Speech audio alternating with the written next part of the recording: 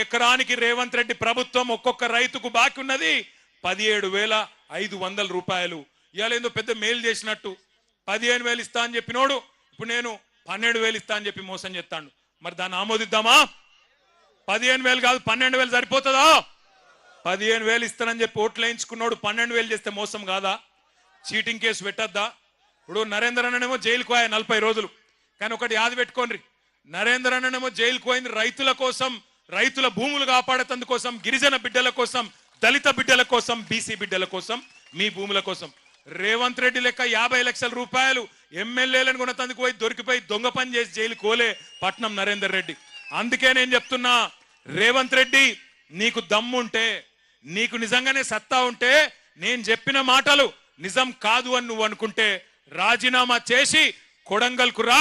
మా పట్నం నరేందర్ రెడ్డి మా అభ్యర్థిగా వస్తాడు. ఎవరు గెలుస్తారో కొడంగల్ ప్రజలే తీర్పిస్తారో అనే మాట నేను విజ్ఞప్తి చేస్తా ఉన్నా. మీ అందరితో నేను ఇంకొక ప్రార్థన కూడా చేస్తున్నా. ఇక్కడికి వచ్చేటప్పుడు కంది రైతులు కొంతమంది కలిసిండ్రు. అన్నా, కేసీఆర్ సార్ ఉన్నప్పుడు కందులు ఎప్పటికప్పుడు కొంటుండే, మరి ఇప్పుడు మా జిల్లాల ఈ రోజు వరకు 4-5 కూడా పెట్టలే కందుల కొనుగోలు కేంద్రాలు. అందులో కూడా మళ్ళీ రేషన్ పెడుతున్నారు, 3 క్వింటాల్లే కొంటామంటున్నారు. చాలా తప్పన్నా చెప్పన్నా రైతులకు అన్నాడు. మరి మన కంది రైతులకు కూడా నేను విజ్ఞప్తి చేస్తా ఉన్నా.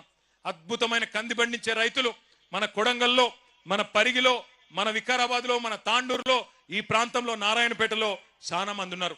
మీరందరూ ఆలోచన చేయాలా. మనని ఇయాల తొండలు గుడ్లు పెట్టని భూములు అని అవమానం చేస్తున్న ముఖ్యమంత్రి మనకు అవసరమా? ఆలోచన చేయండి. అట్లాగే ఇక్కడికి వస్తుంటే నాకు పెద్దలు కేసీఆర్ గారు ఒక మాట ఫోన్ చేసి చెప్పినారు. కేసీఆర్ సార్ దగ్గరికి ఈరోజు కొంతమంది వచ్చినారు, బ్రాహ్మణ సోదరులు, రజక సోదరులు. వాళ్ళందరూ పోయి సార్ని కలిసిండ్రు. అక్కడ కలిసి ఆ రజక సోదరులు చెప్తున్నారట, సార్ మీరున్నప్పుడు మాకు 200 యూనిట్ దాకా మాకు కరెంటు ఫ్రీగా వస్తుండే. ఇవాళ రాష్ట్ర వ్యాప్తంగా ఇటు దోబీలు కావచ్చు, రజక సోదరులు కావచ్చు, అటు నాయి బ్రాహ్మణ సోదరులు, మంగళ సోదరులు కావచ్చు, మా అందరికి మళ్ళా బిల్లులు ఇస్తున్నాడు రేవంత్ రెడ్డి ప్రభుత్వం. సంవత్సరం బకాయి అంతా కూడా కట్టుమంటున్నాడు. ఒక్కొక్కరు 40,000 కట్టాలంటుండు. యాడికెళ్ళి కట్టాలి సార్ అని చెప్పి వాళ్ళు అడుగుతా ఉన్నారు.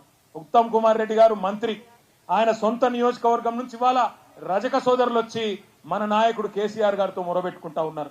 అంటే ఎంత దారుణంగా ఉందో ఈ ప్రభుత్వం, ఆలోచన చేయాలి. నేను అసెంబ్లీలో కూడా అడిగిన రేవంత్ రెడ్డి గారిని, అయ్యా రేవంత్ రెడ్డి గారు నువ్వు పెద్ద పెద్ద మాటలు మాట్లాడుతున్నావు, రుణమాఫీ అయిపోయింది అంటున్నావు, నేను అద్భుతాలు చేసినా అంటున్నావు, ఏ ఊరికి పోదామో పోదాం పా అని అడిగిన. నీ సొంత ఊరు కొండారెడ్డిపల్లె పోదామా, లేదా నీ సొంత నియోజకవర్గం కొడంగల్లోని ఏ ఊరికి పోదామో పోదాం పా. ఏ ఒక్క ఊర్లోనైనా 100% రైతులకిన్నా రుణమాఫీ అయ్యింది అంటే నేను అక్కడనే నా ఎమ్మెల్యే పదవికి రాజీనామా చేసి మళ్ళా కనవడ వెళ్ళిపోతా అని చెప్పిన. ఈరోజు ఒక్క ఊళ్ళో కూడా చారానకు మించి రైతు రుణమాఫీ కాలే. రైతు బంధు రాదు, రైతు రుణమాఫీ జరగదు, భూములు మాత్రం గుంజుకుంటారు. అదాని కోసం, అల్లుని కోసం, ఫార్మా కంపెనీల కోసం పేదవాళ్ల భూములు. నేను అడిగిన రేవంత్ రెడ్డి గారిని, లగచర్ల భూములు గుంజుకుంటున్నప్పుడు, మాడబిడ్డలను గోసబుచ్చుకుంటున్నప్పుడు నేను అడిగిన, అయ్యా రేవంత్ రెడ్డి గారు నీకు అంత ప్రేమనే ఉంటే, ఫార్మా కంపెనీలు తేవాలని ప్రేమ ఉంటే, నీ సొంత భూములు ఉన్నాయి కదా, కల్వకుర్తి పక్కకు ఎల్దండలో భూములు ఉన్నాయి కదా, ఆ భూములలో పెట్టు. నువ్వు అంటున్నావు కదా 20 లక్షలు ఇస్తా హకీంపేట రైతులకని.